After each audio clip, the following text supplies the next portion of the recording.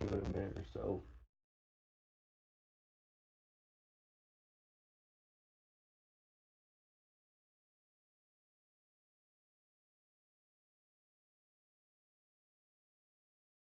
Oh, Baba did add everyone in the main server.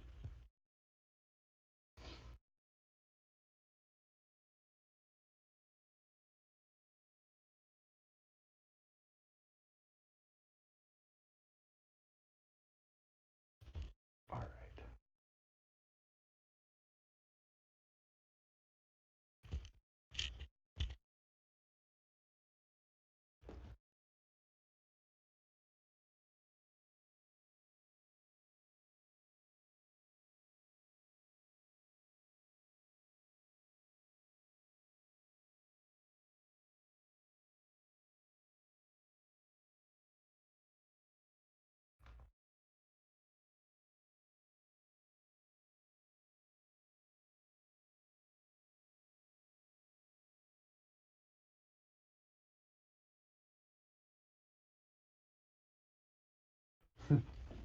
All right.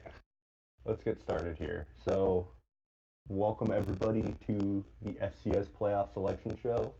I am going to make this a bit quicker than Brady did last year. Um, and we are going to get right into it. So, starting at the top, we will release the top 8. So we have Northern Iowa, the Missouri Valley champion, 11-2. Not a huge surprise there. Um, and then coming in number 2, formerly number 1, lost last week in the America East championship game, 11-2 Stony Brook.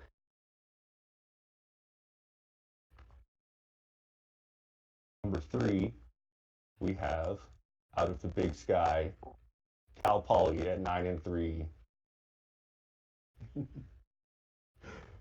Yeah. Sorry, no Brady's long speech.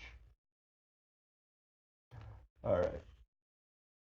Coming in at number 4, we have out of the Dick, the champion, Mississippi Valley State at 10-3.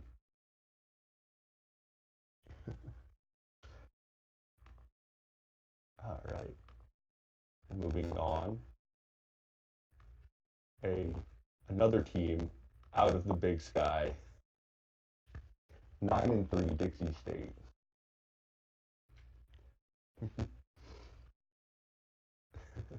Another, yes, Big Sky bias. Moving on to number 6, also out of the Big Sky, 9-3 Montana State.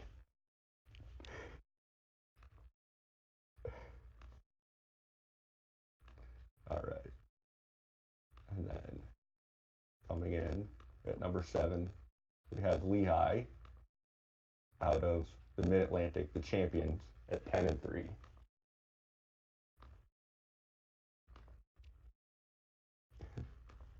And the final team that will get a bye into the second round and get to watch everyone else this week is Villanova. They finished second in the Colonial North with a 9-3 record. Whew. All right. Lots of. All right. Now I will go through. I'll start on the left side of the bracket at the top and go. So with Northern Iowa will be the 2 teams that will face off in the first round to face Northern Iowa. And they will be. We have Incarnate Word 9-3 and Jacksonville State also at 9-3. Moving down, who the 2 teams will face off to play Villanova. We have Prairie View A&M, the number 9 seed at 8-4, the first team to just miss out on a bye, and Princeton, your low seed in the tournament, at 7-6, winning the Ivy League championship over Penn. And to the bottom half of the left side, moving on to face Mississippi Valley, we have Marist and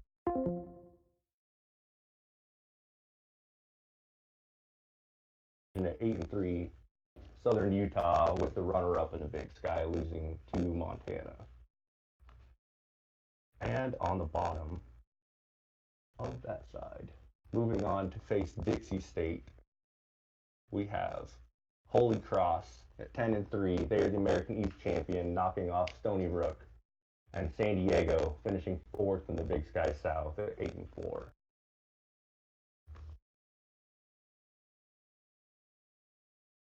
Well, okay. Yes. Moving over to the right side of the bracket, two teams that will face off for a chance at Stony Brook are Texas Southern, 8-4. They finished second in the Southland Texas division, and Kennesaw State, the ASUN champion, at 9-4.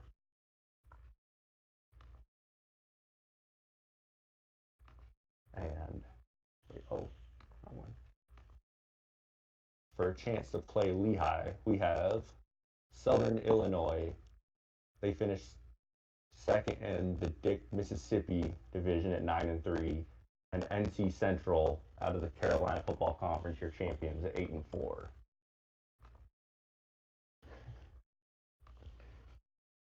Moving to the last quadrant of the bracket. Moving on to face Cal Poly, we have VMI, the Colonial Conference champions, 8-2, and Nicholls State, the Southland Conference champions, at 9-4. And that leaves one final matchup, which will be Bethune-Cookman at 9-3 against Montana, with a chance to play Montana State. That will be a fun matchup. And for the unfortunate few, the first four out, we have Colgate, Penn, who lost in the conference championship, Jackson State, and Alabama A&M, who also lost in the conference championship game.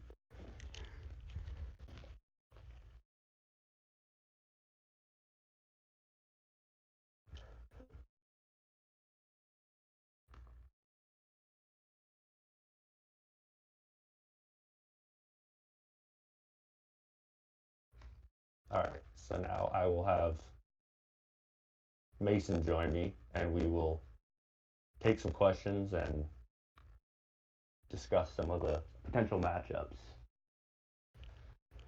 So if anyone has any questions, just DM them to me, because there's a lot going on in the chat.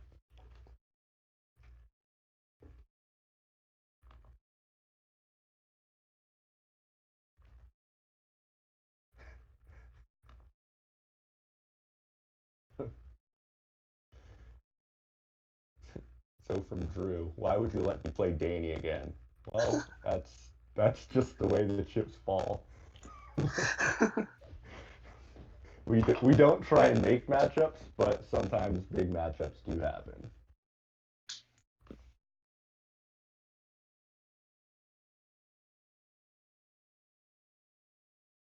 All right, from Camel, are there more auto bids that stole seeds this year than last? I think last year it was more. I think the last 4 teams in were all auto bids. And this year I think we had 3 really at the bottom.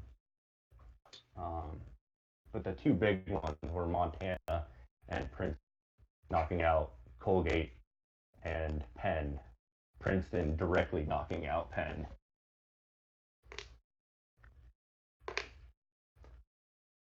All right. Oh, is there not a Stony Brook No, we need to update that. Yeah, we'll get the emotes updated for playoff teams. We have too many emotes of ourselves on the server.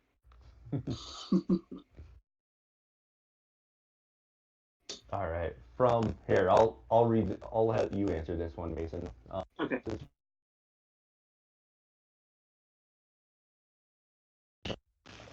What the? Wait, am I still here? Yeah, I think you Okay. just patched in and out. Yeah, I was like getting a phone call, and that was inconvenient.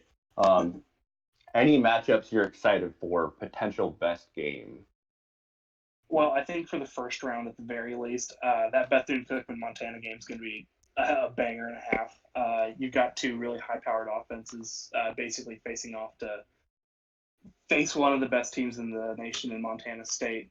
I'm looking at the North Carolina Central game, and I definitely think there's an upset spot for them over Southern Illinois. North Carolina Central has a really, really high-powered offense. They just happen to play in the Carolina Football Conference, which isn't the best conference in the world, but I definitely think they can turn a few heads. Yeah, I definitely agree with some of those. I mean, obviously, the Montana versus Bethune-Cookman is one a lot of people have their eyes on, with the potential rematch of the Montana schools. Yeah. I also think that Marist is in a potential upset spot as well. They've dropped their past few games, and they had a delay of game in one of their games as well. So, and I think you're going to be facing a hungry Southern Utah team that's going to try and redeem themselves after their performance against Montana. So that's going to be a fun game as well. I think a lot of the fun matchups, though, are going to start from round 2 on. But we've got a bunch of good games, I think, in the first slate. All right, and here, for anybody that wants to fill one out, I'm going to drop this in the Selection Show channel for a bracket challenge. I'll leave this open probably for an hour or so before we start games, just so people that want to can fill that out. Throw it in here too. Just why not? All right.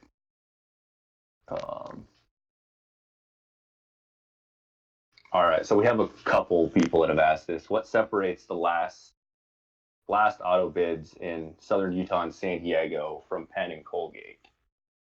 Let me just pull up my rationale that I had for it.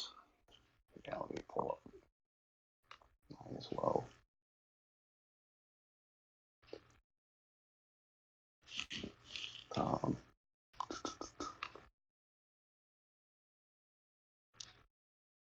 So for me, I had Southern Utah as the 20th best team in the nation.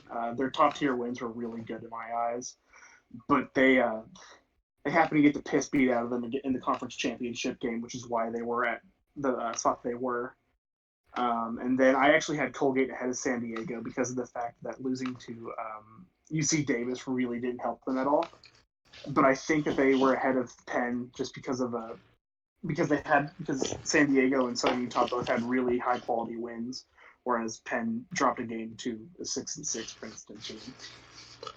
Yeah, Penn was the tough one. They were ranked really highly all season, and then finished on a 3-game slide.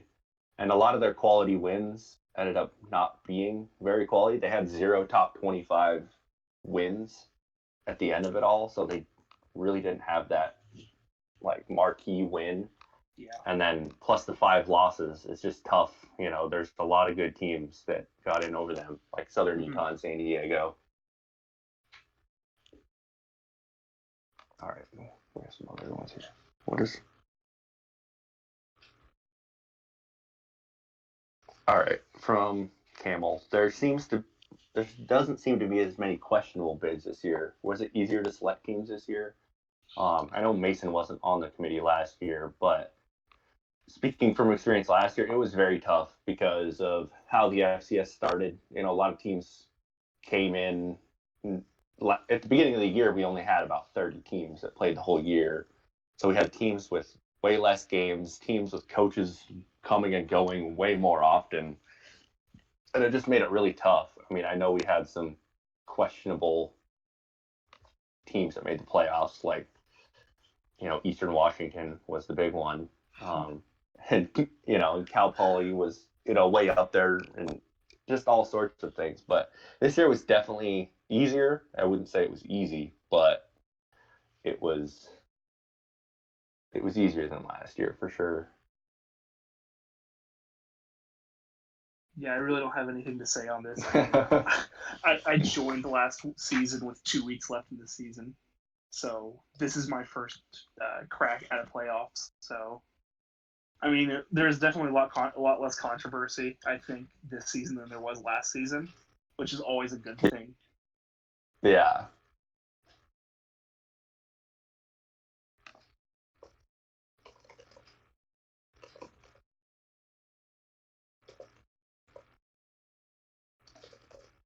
Okay.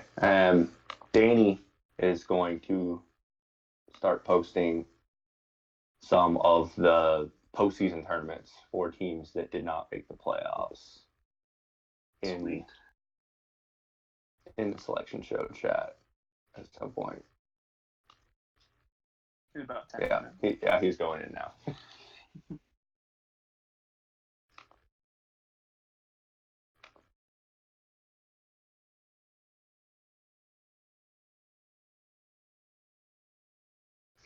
So yeah, I mean, overall, it's always fun, nerve-wracking ranking teams, but especially this year with us only having conference championship games in the final week, there was a lot less movement, and you kind of knew where teams were going to land coming in.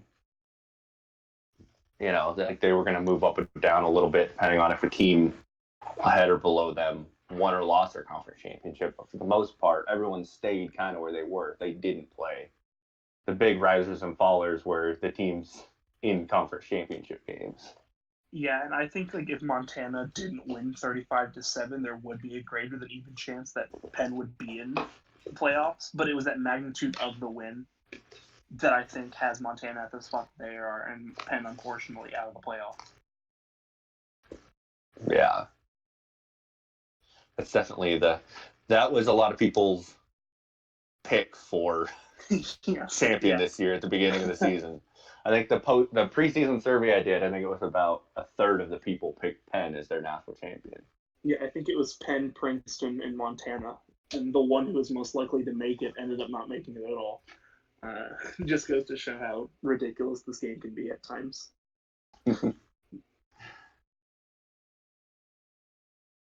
So hosted by Princeton, we have the Has-Beens tournament. This is for coaches that had success last year and fell off this season. We have Morehead State, who was Northern Colorado last year, Vineyard, Arkansas, Tennessee State, which is Poet, who made the playoffs with Maine last season, and then James Madison as well, who I unfortunately don't know that much about.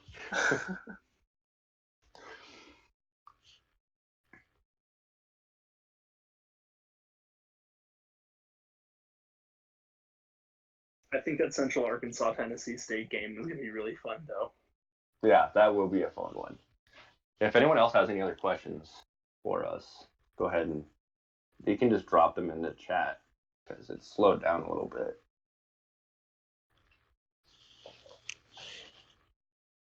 All right. Here, you want to introduce this one, Mason?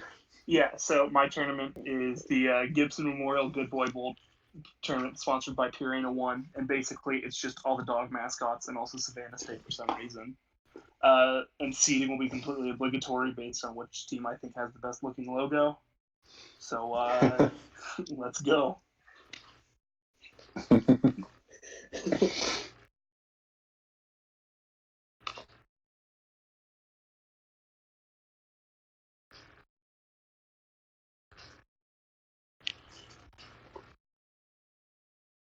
Oh, here, I will drop.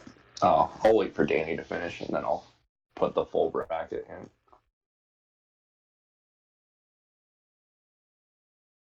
And then after the bracket, we need to post the most important infographic. Oh, yeah. Well, Chase needed to make a modification to it. Oh, true.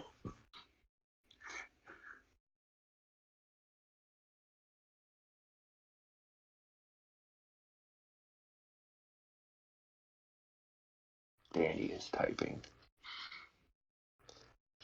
The most common thing you see. Yeah.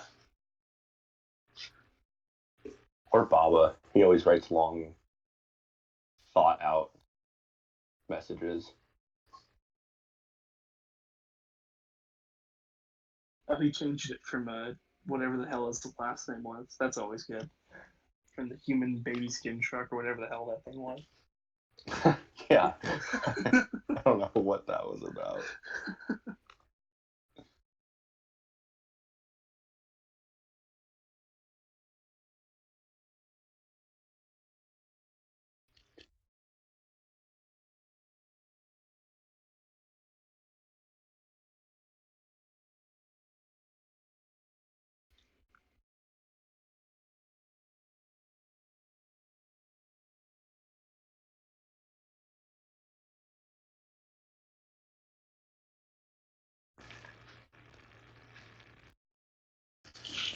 All right. All right. For all of those teams that had a sharp turnaround, we have the Tarmac Turnaround, a fun tournament of coaches who took control of spiraling programs and turned them into respectable. In this, we have Morgan State, Brown, UT Martin, Duquesne, Chattanooga, and Davidson.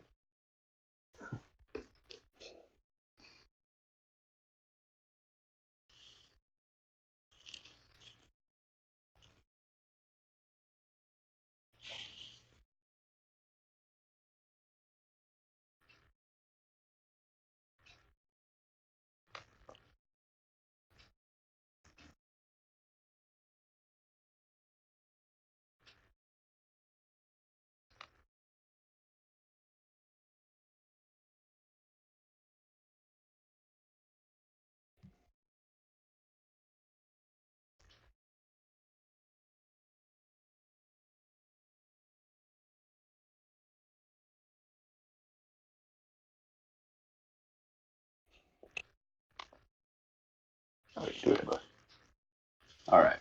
The Coleman Compass Tournament, hosted by our very own Kennesaw State, will feature all the directional colleges to determine who's the best of the West, or East, or North, or South, or whatever. We have North Alabama, Western Carolina, Eastern Washington, Western Illinois, Southeast Louisiana, Southeast Missouri, North Dakota State, and Charleston Southern. Should be there's some good ones in there.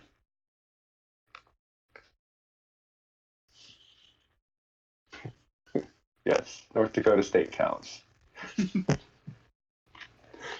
I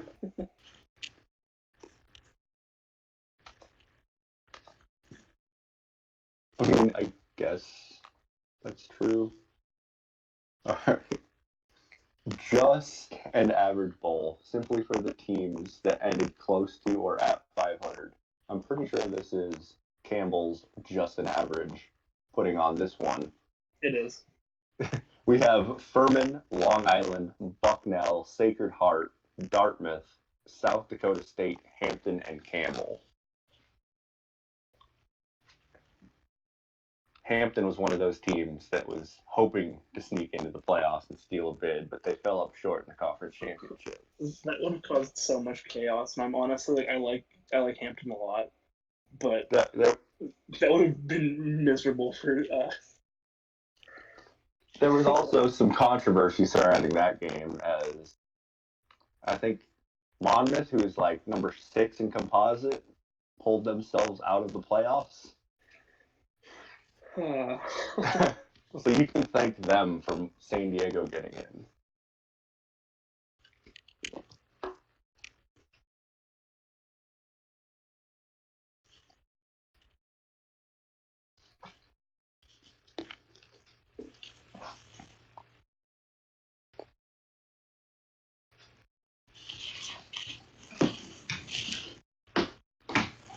All right.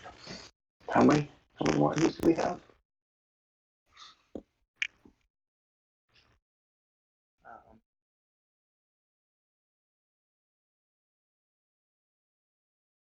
I think we have 2 more.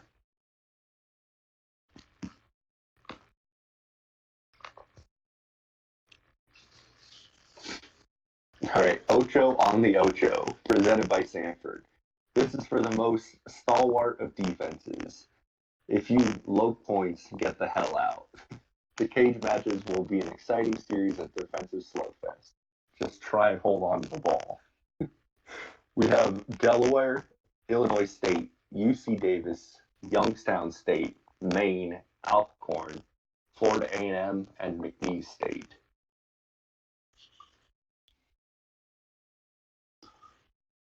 I'm interested in some of these brackets people are posting.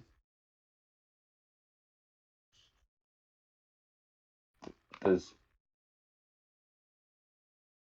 Marshall have Cal Poly winning again?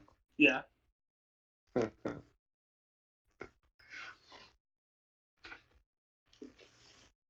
He also has Princeton upsetting Chase.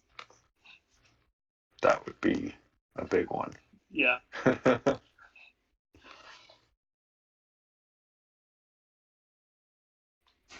Chase.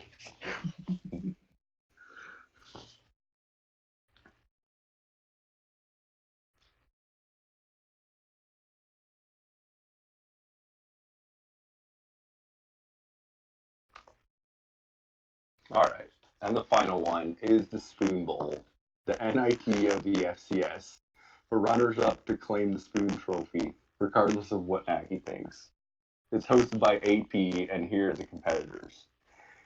Damn, okay. I don't remember all those. I got you. Right. You got Eastern Illinois, Penn, Mercer, Murray State, Dayton, Valparaiso, Alabama A&M, and Austin P. Or there. And these are pretty much the teams that some of them were first four out, some of them were in the rankings off and on, but they were all teams that were right there, close to the playoffs. I think all of them were in our pool for the playoff committee. Yeah, let me check. Yes, they were. One they give.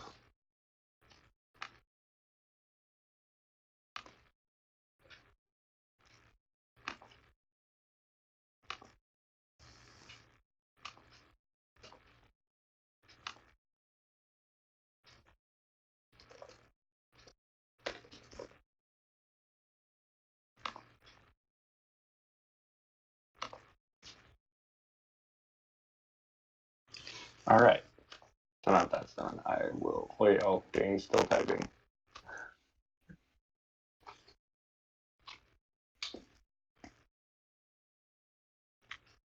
Let me look at it. So we have 21 predictions so far on the challenge.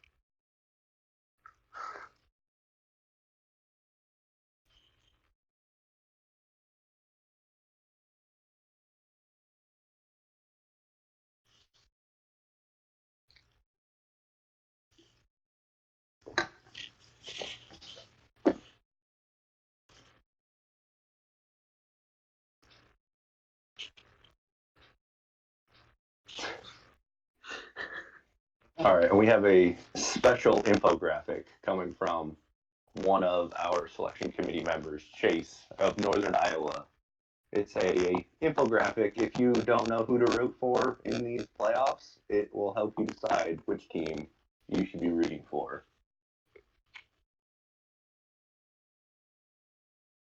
In a minute, it might take a second.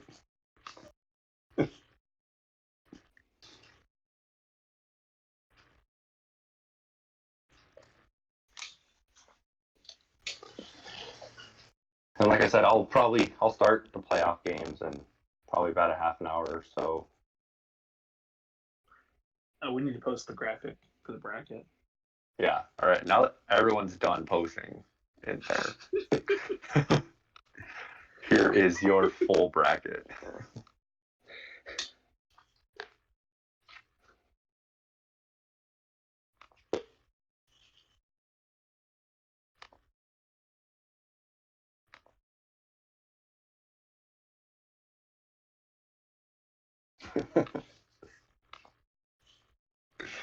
All right.